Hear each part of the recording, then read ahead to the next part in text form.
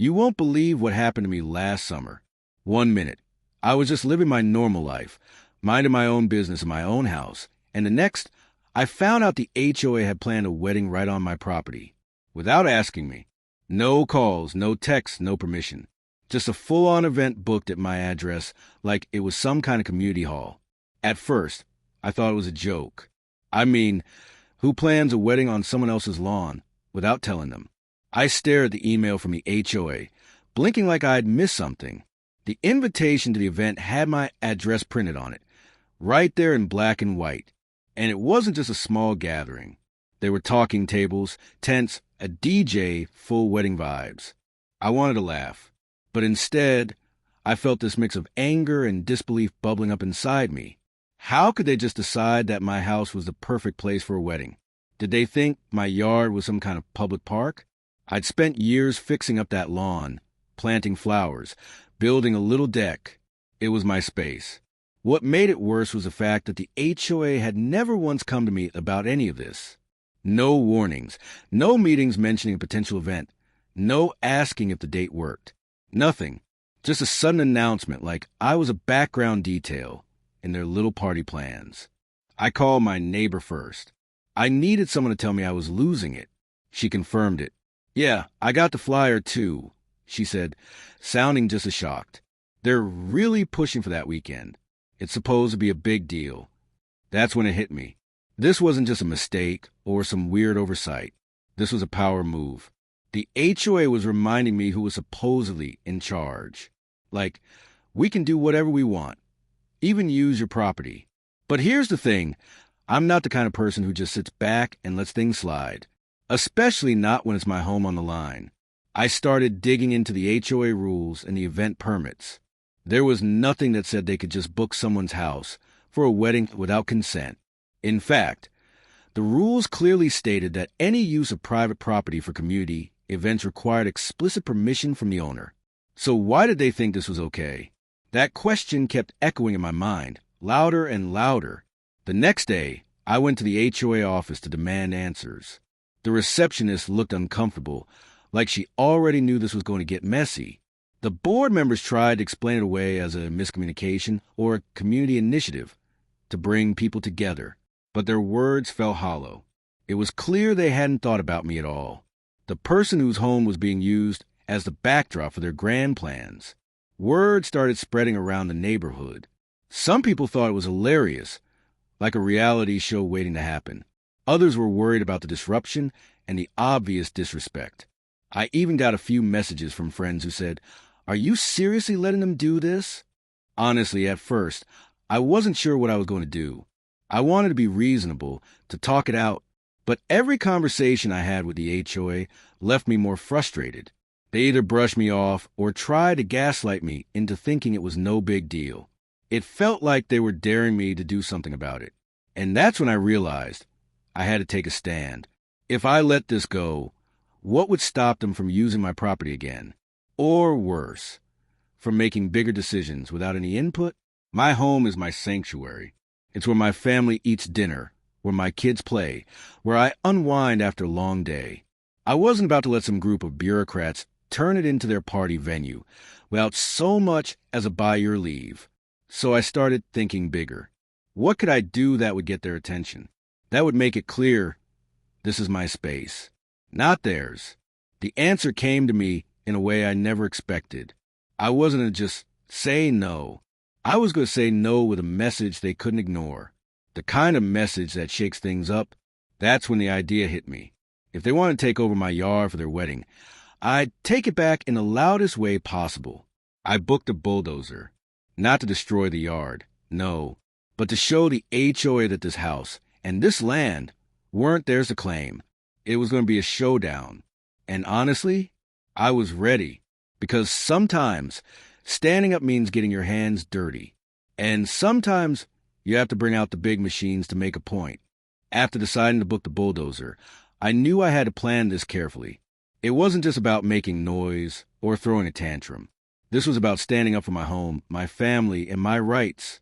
I spent the next few days researching everything I could about property laws, HOA rules, and what kind of impact a bulldozer on my lawn would really have. People often think bulldozers are just for destruction.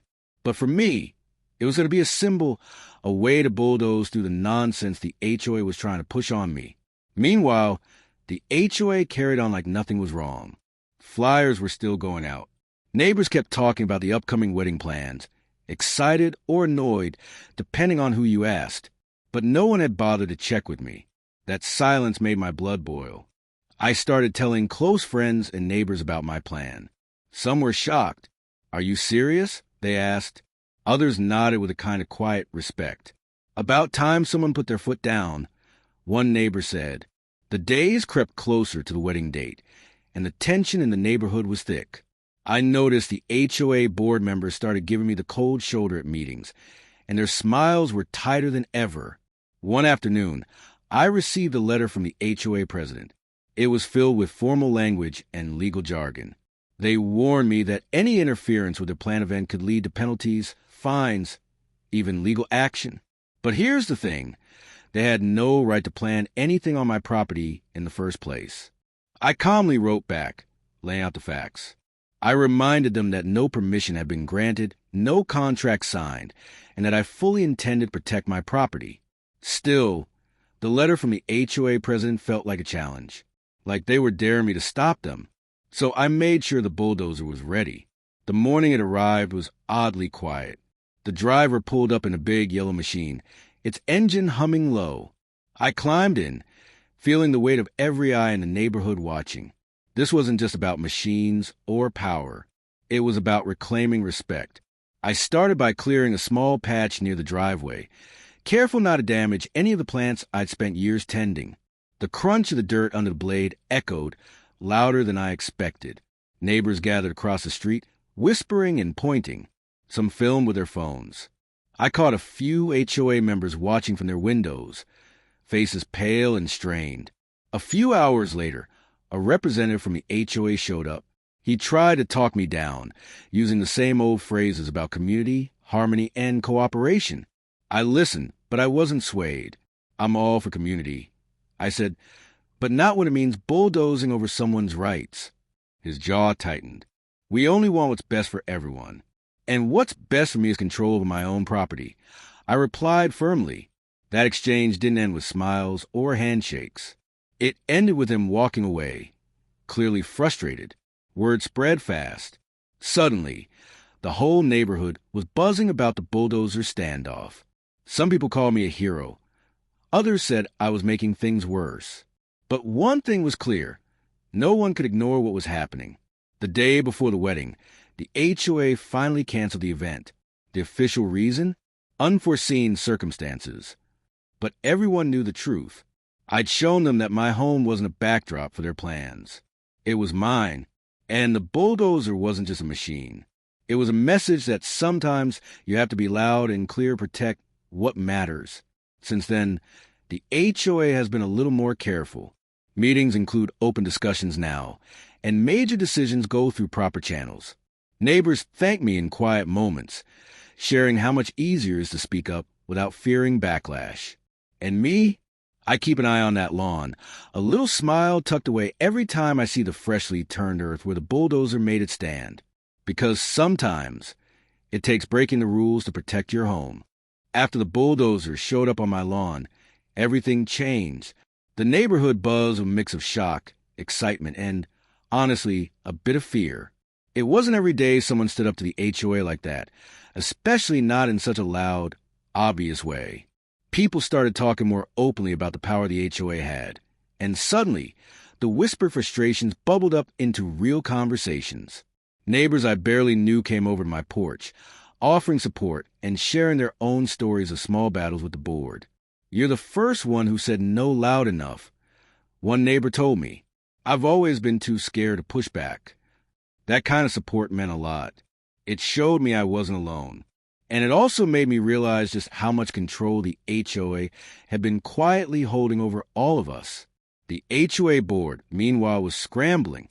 After canceling the wedding, their usual confident tone turned defensive. Emails were sent out trying to smooth things over, apologizing for the miscommunication. But the damage was done. People weren't buying it. I started noticing small changes. Meetings opened up more to community input. The rigid rules started loosening just a little. And most importantly, they never tried to book someone else's home without asking again. But the real shift was in how people felt. No longer were we just residents following orders. We were a community with voices that mattered.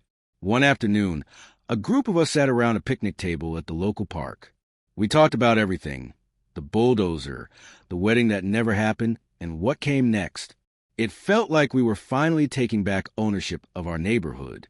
We began organizing little events ourselves: block parties, yard sales, even a community cleanup day. Without the HOA pushing, these things felt more genuine, more ours. The funny thing is, the bulldozer became a kind of legend. Kids would ask about it when they came over, wide-eyed. "Did you really drive a giant machine on your lawn?" They'd say. And I'd grin and tell them, "Sometimes you have to make some noise to be heard." Even Karen, the HOA president, stopped showing up at meetings. Rumor was she'd resigned quietly, maybe embarrassed or just tired of the fight.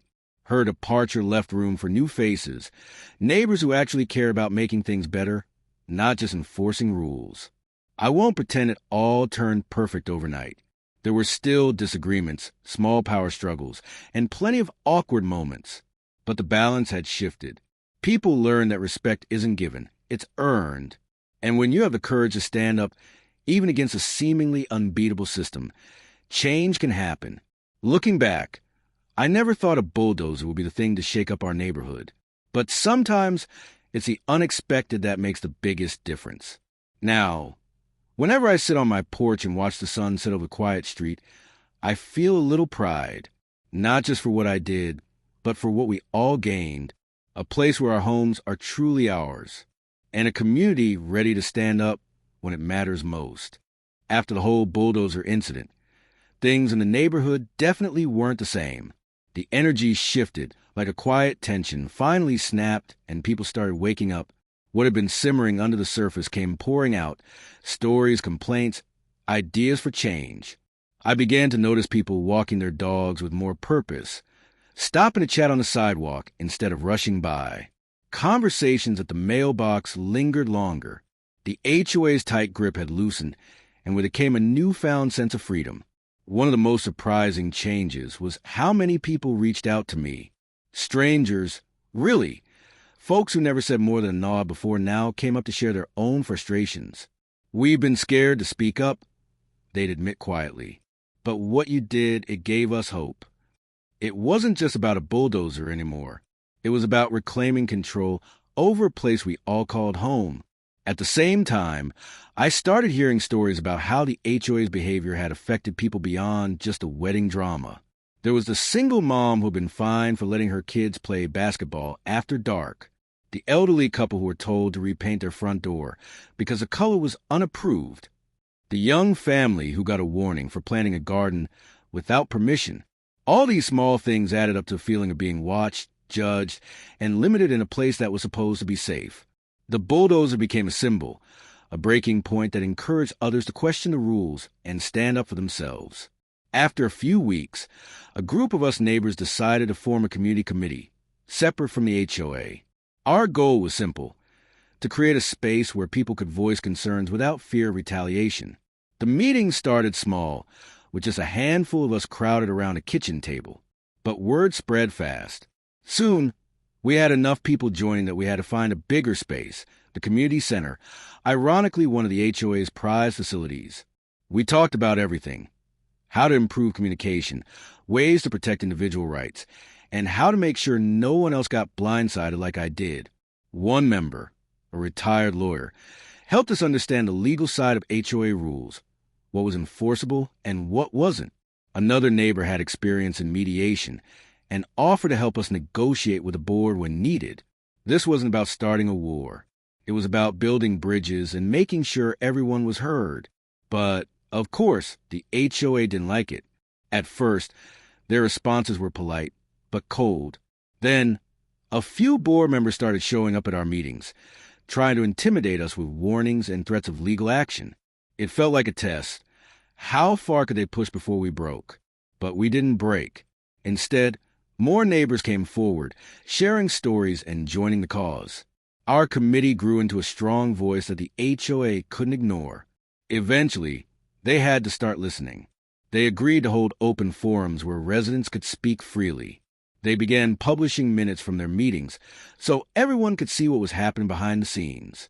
There were still tough moments, heated debates, disagreements about how much power the HOA should have. But for the first time in years, those debates felt real and fair. The neighborhood felt alive again. People took pride in their homes and their voices. We started organizing block parties and potlucks, things that reminded us this was more than a collection of houses. It was a community. Sometimes, I'd walk by the spot on my lawn where the bulldozer had made its mark.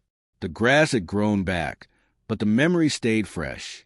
It reminded me that change often comes from standing up, even when it feels uncomfortable or risky, and that sometimes it takes one bold move to spark something much bigger. Now, every time a new family moves in, I tell them the story, not to brag, but to remind them that their home is theirs, and that they deserve to be heard. Even after the dust settled and the HOA backed off on their wedding plans, the ripples from what happened kept spreading through the neighborhood. It was like that bulldozer wasn't just shifting dirt. It was shifting the whole dynamic. Suddenly, people weren't just passive residents anymore. They started to see themselves as part of a community that could stand up and speak out. What really surprised me was how many neighbors came forward with stories I never knew about.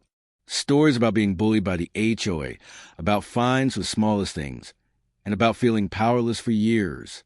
There was a family who got fined because their kids left toys on the lawn, or the elderly woman who was told to remove a bird feeder because it violated community aesthetics. Those stories made it clear. The HOA wasn't just overstepping this one time. It was a pattern. With all that fresh energy and new conversations, I decided it was time to push for real change. The HOA needed to be held accountable, and we needed rules that respected everyone's rights, not just the board's idea of what a community should look like. We organized neighborhood meetings, inviting everyone to come and share their experiences and ideas. At first, attendance was small, just a handful of people showing up after dinner, hesitant and nervous. But each meeting grew bigger. Word spread that this was a safe space where voices could be heard without judgment or retaliation. We formed committees focused on different issues: communication, legal rights, community events, and even landscaping rules. Each group dug into their topic, asking tough questions and coming up with proposals. One of the biggest changes we pushed for was transparency. We wanted the HOA meetings open to everyone, with clear agendas and published minutes. No more secret decisions or surprise events planned behind closed doors. At first, the HOA resisted. They sent letters warning that some of our demands weren't in line with community policies. But the more residents stood united, the harder it became for them to ignore us. We also pushed for a clearer process when it came to using private property for events or projects. No one should ever be blindsided the way I was with that wedding plan. One memorable night, we hosted a community forum where dozens of neighbors came out. People shared their frustrations, but also their hopes for a better neighborhood. It wasn't always easy. There were disagreements and heated moments, but the conversation was real and honest. The HOA board members who showed up were surprised by the turnout and the strength of feeling. Some even admitted they hadn't realized how much tension their actions had caused. Slowly, small changes started to take place. The board agreed to new rules requiring property owner consent for any events. They started holding quarterly open meetings instead of just annual ones. And for the first time, there was talk about including residents on the board who genuinely represented the community's interests. But it wasn't just about rules or meetings. What I saw changing was the spirit of the neighborhood. People started talking to each other again. Front porches weren't just for show. They became places where neighbors gathered, shared stories, and planned projects together. Families organized block parties, potlucks, and yard sales. Kids played freely without fear of HOA complaints. And the sense of belonging grew stronger. Looking back, the bulldozer was more than just a tool or a symbol. It was a turning point, a spark that ignited something bigger than just one fight. It showed us that standing up for yourself can inspire others to do the same. and that a community isn't built on rules enforced by fear, but on respect, communication, and shared values. I still get messages from new neighbors asking about what happened. They want to know how someone could take on the HOA and win. I tell them it wasn't just about me. It was about all of us realizing our power when we come together. Because at the end of the day, a neighborhood is more than houses and lawns. It's the people who live there and the voices they raise. And sometimes it just takes one bulldozer to remind everyone what home really means. After the neighborhood started waking up to what had really been going on, things began to change in ways I hadn't expected. It wasn't just about the bulldozer or the canceled wedding anymore. It became a movement, a push for respect, fairness, and real community spirit. One of the biggest surprises was how many people wanted to get involved once they realized their voices mattered. It was like the bulldozer had broken the silence that had kept everyone in line for so long. Suddenly, neighbors who had kept their heads down were stepping up, asking questions, and demanding answers. At our first big community meeting, the room was packed. People came with stories, ideas, and a shared frustration that had been bottled up for years. Some talked about small fines and petty rules. Others shared experiences of being ignored or dismissed by the HOA board. But the common theme was clear. Everyone wanted a say in how their neighborhood was run. That night, we decided to form a neighborhood council, independent of the HOA, to give residents a stronger voice. The goal wasn't to fight the HOA, but to work with them, holding them accountable and making sure the community's needs came first. It wasn't easy. Some board members pushed back, seeing the council as a threat to their power. There were tense moments, heated debates, and even threats of legal action. But the more we stood together, the harder it became for them to dismiss us. One memorable moment came when we organized a town hall-style meeting. We invited the entire community, including the HOA board, local officials, and residents. For the first time, people could openly air grievances and ask questions face-to-face. The atmosphere was electric. Emotions ran high, but so did the determination to make things better.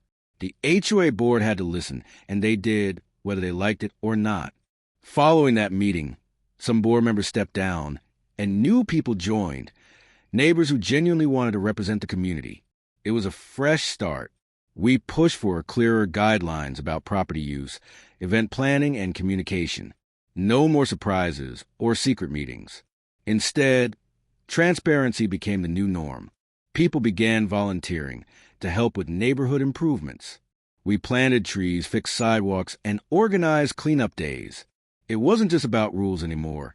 It was about pride in where we lived. The change was so visible that even passers-by noticed.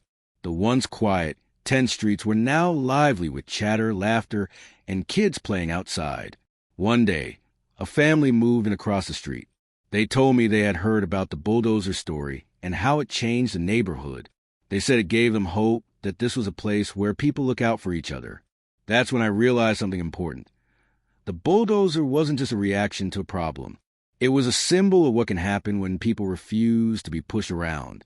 It reminded us all that a community isn't just about rules on paper. It's about respect, trust, and the willingness to stand up when things aren't right. Since then, we've kept building on that momentum. The neighborhood council meets regularly, and communication between residents and the HOA is better than ever. Sure, disagreements still happen. That's natural when people care deeply about their homes and community. But now, those disagreements happen with respect and openness instead of fear and silence. And the best part? The sense of ownership everyone feels. It's no longer just a place to live. It's a place to belong. The bulldozer's mark on my lawn might have faded, but the impact it made on our neighborhood is still very much alive.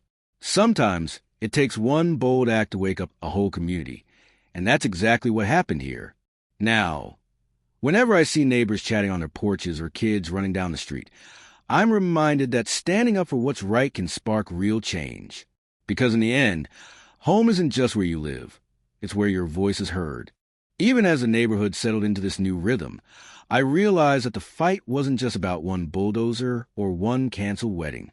It was about something deeper, about reclaiming the very idea of what it means to live in a community.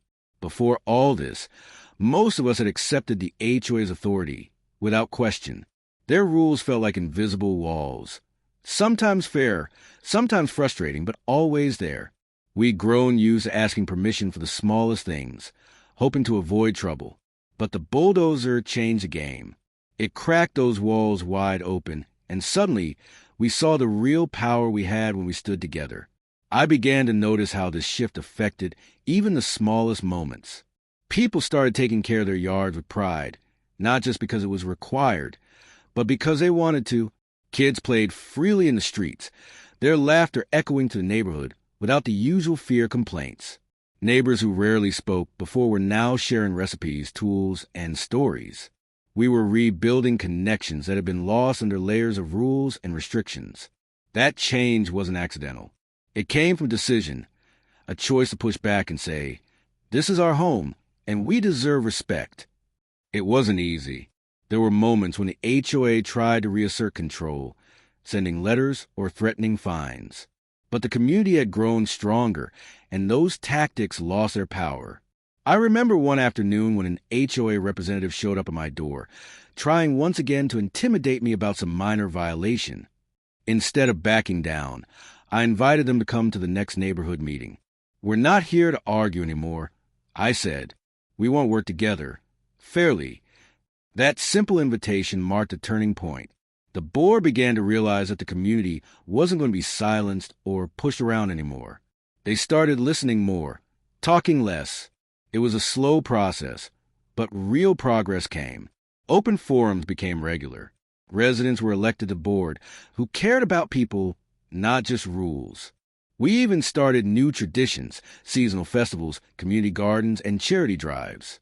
Things that brought us together not because of regulations, but because we wanted to. Looking back, I see how important it was to stand firm, even when it felt uncomfortable or risky. That bulldozer wasn't just a machine moving dirt. It was a statement that changed everything. It reminded us that home isn't just a place. It's a feeling of safety, belonging, and respect. And sometimes, protecting that feeling means being brave enough to break the mold. The story of that day has become part of our neighborhood's identity. New families move in and hear about it. It's a reminder that here, people look out for one another, and that silence isn't the only option. What started as one person's fight became a community's victory. And it showed that sometimes it only takes one bold act to spark a change that reaches far beyond the lawn to happen on. Now, when I walk down the street and see neighbors chatting, kids playing, and families gathering, I know we built something stronger than any rule or restriction. We've built a home worth fighting for.